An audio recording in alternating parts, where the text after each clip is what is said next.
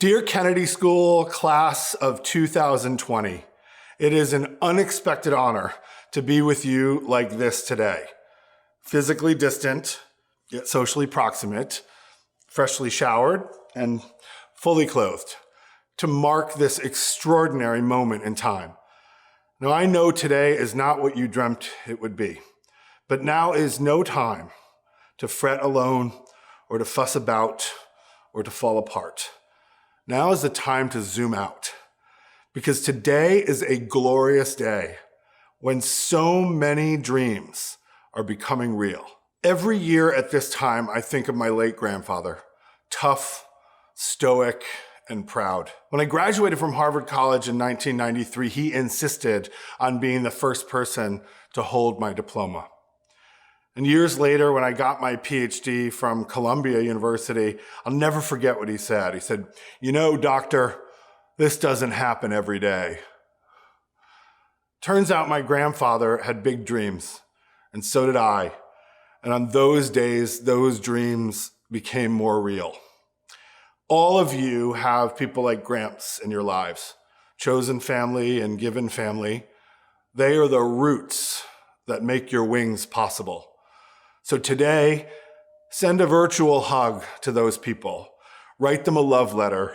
Hold them tight in your heart, because this is their day as much as it is your day. Because after all, this doesn't happen every day. I grew up in an unlikely family. I'm the adopted son and grandson of public school teachers and factory workers. My grandparents lived through global pandemics and grinding poverty, world wars, and weary work. My parents took the traditions of the old world and rode the wave of transformations that birthed a new one. All of them were devout Catholics, more devout than their grandson and son.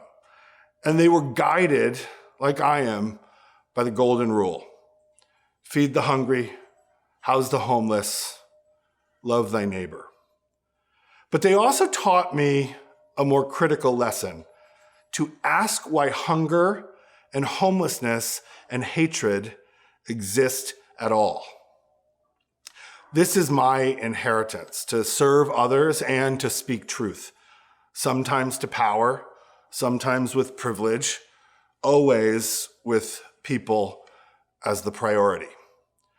These lessons served me very well when this blue-collar kid went off to this white-collar school.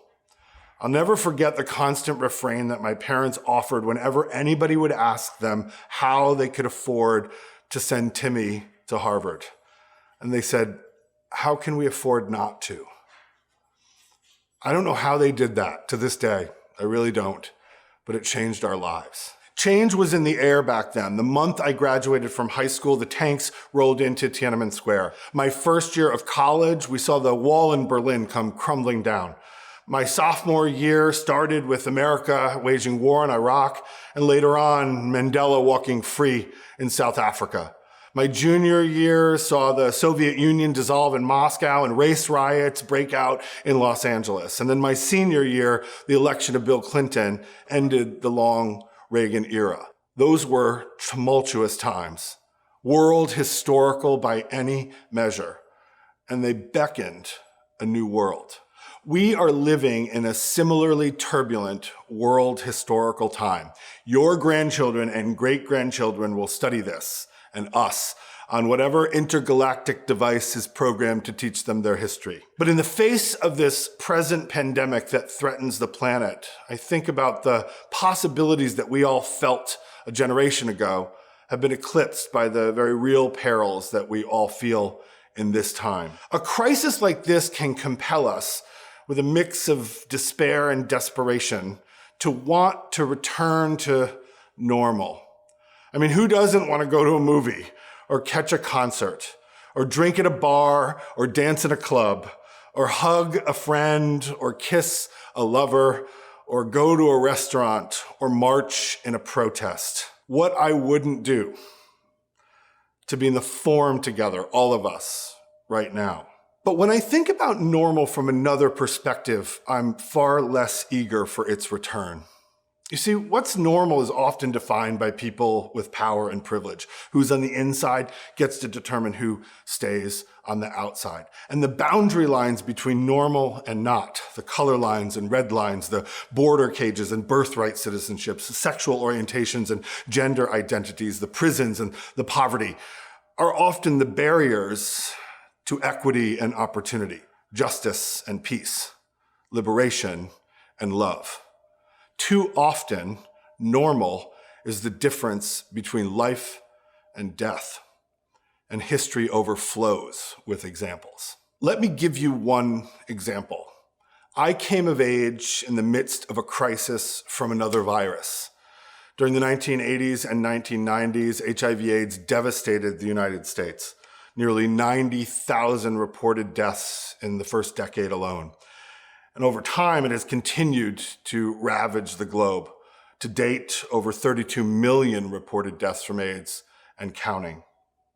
I remember reading news reports of the stories of the mounting death toll, which seemed to get worse and worse every month and every year. Gay men were disproportionately infected and impacted, and as a result, the LGBTQ community became a convenient and easy scapegoat for a neglectful nation that refused to act on their behalf when it mattered most. When I talked to the elders who survived that time, they talked to me about all of the loved ones that they cared for in every way, the funerals that they went to every weekend, and the way they fought the system at every turn. As a scared, lonely, closeted gay kid growing up in New York, there was nothing I feared more, not even nuclear war, than dying of AIDS. I don't know a queer person, especially those of us of a certain age, who haven't been triggered by this present pandemic. Major crises, disease and war, environmental and economic catastrophe have a way of placing into very sharp relief the pre-existing inequities and injustices of any given society. Just as HIV and AIDS laid bare the toxic mix of homophobia and racial and economic disparities that existed long before the virus took hold, the COVID crisis lays bare yet again what is broken in our contemporary world, our healthcare system, our housing system, education and immigration, the government, and the economy. It also makes clear who bears the biggest burden: the essential workers and the elderly, the unemployed and the uninsured, the immigrants and the immunocompromised, Black and brown people, people experiencing poverty and housing insecurity and incarceration. Like AIDS, COVID teaches us two things: that institutions can fail us and that normal can kill us. So what does this have to do with all of you? Many of you came to the Kennedy School to get on the inside, to get your degree, to get your job, to get your power and privilege if you didn't have it before you got here. This is another part of those dreams. And I would be lying to you, and an enemy to irony, if I were to tell you today that I didn't trade in some of those blue collars for white ones over the years. And this is the danger. Institutions like Harvard can become a problem precisely because those of us who spend so much of our time inside of them don't always hold ourselves accountable for the boundaries and the borders and the barriers that we build once our dreams become real. If you're still asking yourself what you can do, start here. Don't become the problem you came here to solve. Fortunately, I know you better than that. Many of you, like me, came here from outside places on the other side of normal. If I had $1 for every Harvard student who confessed to me in office hours that they didn't feel like they belonged here, that they were the mistake, I'd be able to retire tomorrow. You know who you are. Some years ago, one of my Kennedy School students called me Harvard's mayor of misfits. I've long cherished that, especially in these times when the misfits are now the majority here, as we are throughout the world. So let's stop worrying about whether or not we fit in. Enough with normal. We can't afford to go back to the way things were. Now is the time for something different. Some of you will remember that I started shopping day last fall, which now seems like 100 years ago, by playing the video of Brave, one of my favorite songs by Sarah Bareilles.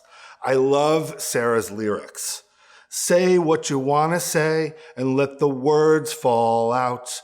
Honestly, I want to see you be brave. And then she goes on to say, show me how big your brave is. Apologies to all of you and to Sarah Bareilles for that terrible rendition. I also love the video where motley multitudes of misfits dance together in public. It reminds me of the famous line from Emma Goldman that there can be no revolution without dancing. I decided to start the year that way, in part because after 25 years of teaching, I've kind of boiled it down to the fact that all I want to do, all I care about, is creating classroom communities where my students can say what they want to say and let the words fall out so that they can practice being brave so that someday they can show the world how big their brave is. That's what I'm here to do. All I want to do is help you become the brave misfits that you were meant to be. In my love letter to all of you this spring, I mentioned that historians like me rarely use the word unprecedented. Like inevitable, it denies a certain truth of history and of human agency. Fortunately, history is rich with examples of precedented bravery. The Chinese students who stood in front of those tanks in Tiananmen Square were brave misfits. The East and West Berliners who tore down that wall were brave misfits. The Black South Africans who triumphed over white supremacy and apartheid in South Africa were brave misfits. And those AIDS activists who acted up in the face of death and refused to be silent, they too were brave misfits. And the allies all across the globe who stood in solidarity with all of those people, they too were brave misfits. These kinds of people exist in every time and every place. Folks who find themselves on the downside of privilege, on the outside of power, and on the other side of normal, and yet still find a way to show the world how big their brave is. I often ask my students who they admire, who they want to be when they grow up. And the answers are always the same. You want to be those brave people. And so my parting hope for you today and for the history that we will make together is that we become those people sooner than later, because history is calling us to this moment whether we're ready or not. So misfits of the world, zoom out. Let us go forth and be brave. Congratulations, folks.